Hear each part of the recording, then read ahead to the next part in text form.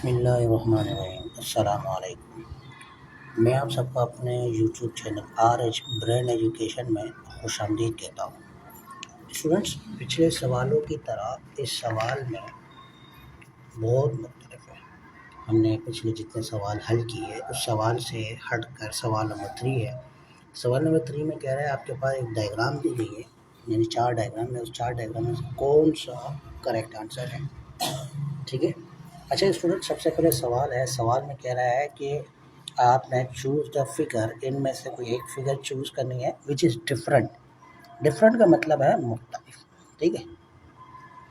यानी कि एक ऐसी डिफरेंट, यानी कि इसमें से चूज़ करो जो बिल्कुल डिफरेंट हो फ्रॉम द रेस्ट, यानी कि आराम से थोड़ा अलग, यानी कि एक अलग तरीके से हो।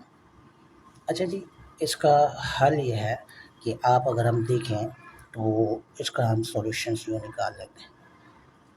सॉल्यूशन जो है कि हमारे पास ये 4 1 2 3 4। अब देखो, सबसे पहले हम देख रहे हैं कि ये तीनों एक जैसी मिलती जुलती हैं। इन तीनों में से कुछ डिफरेंट जो अलग लग रही है वो ये है।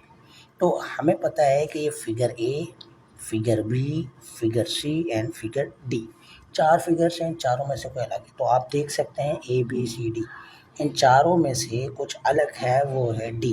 तो ऑब्वियसली जिसका मुख्तलिफ शेप होगी, मुख्तलिफ रूट होगा, मुख्तलिफ इसकी कंडीशंस होगी, डायरेक्शंस होगी, वो हमारा क्या होगा? Different from the rest.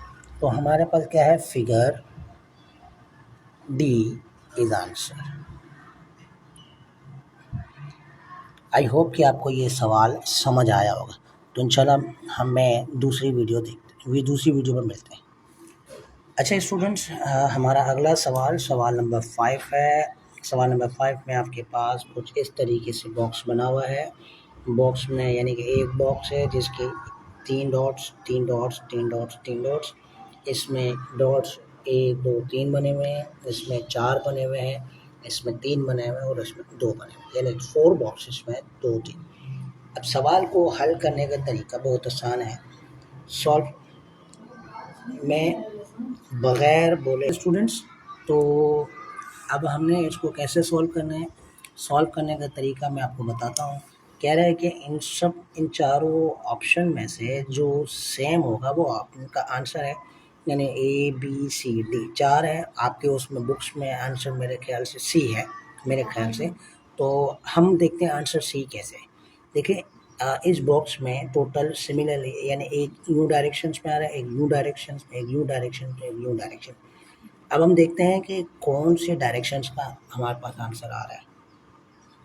जी, अगर आप देखें तो ये वाला, ये डायरेक्शंस और ये डायरेक्शन बिल्कुल सेम है, बिल्कुल सेम है, क्योंकि इसके भी डॉट्स यूँ आ रहे हैं और इसके डॉट्स भी यूँ आ रहे हैं। तो ये और ये अगर सेम है तो इसका मतलब है हमारा आंसर क्या आएगा?